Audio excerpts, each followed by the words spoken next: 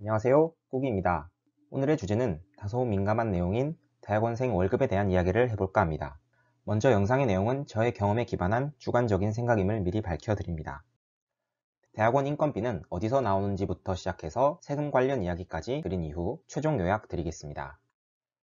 대학원생은 연구과제를 수행하면서 그 연구 성과를 인정받아 졸업하게 되어 있는 구조입니다. 따라서 연구과제가 많을수록 졸업도 빠르고 인건비도 많이 받을 수 있는데요. 그 연구과제는 국가과제와 사기업과제로 나눌 수 있습니다. 주로 국가과제는 지원 시기가 기관마다 다르며 공고가 뜨게 됩니다. 공고가 뜨게 되면 지도교수님이 내 방으로 와보라고 하시면서 가게 되면 이러이러한 내용으로 이 공고 양식에 맞춰서 과제 계획서 좀 써서 내일 아침까지 가져와 라고 하십니다. 그러면 대학원생은 또 열심히 써서 가져다 줘야죠. 졸업하려면. 열심히 쓴 과제 계획서는 다른 학교의 연구실과 경쟁한 이후 최종 선발이 되면 과제를 진행하게 됩니다. 이런 방식이 있고요. 실제로 유명한 연구실 같은 경우에는 기업이 문제를 해결해 달라고 돈과 과제를 가져오는 경우도 있습니다. 학교 연구실 같은 경우 좀 큰 과제는 약 1년에 한 2, 3억 정도 되고요. 작은 거는 한 5천만 원짜리도 있습니다.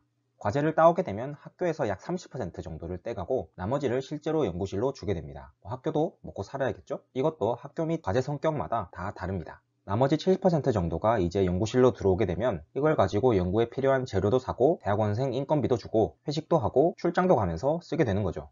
그럼 대체 대학원생은 인건비 얼마 받는 건가요?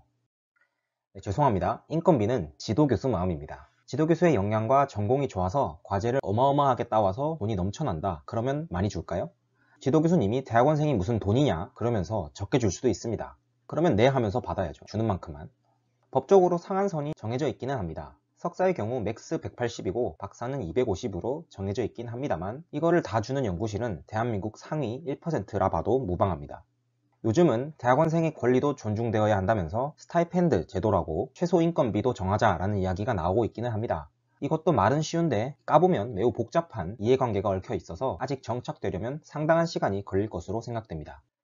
세금 관련해서는 간단하게 말씀드리겠습니다. 대학원생인 경우 기타 소득이라 근로소득과는 약간 다르게 세금 체계가 되어 있는데요. 먼저 원천징수로 8.8%대입니다. 이것을 차년도 5월에 종합소득세 신고를 하면 초과 납부 세금이 환급되는 구조입니다.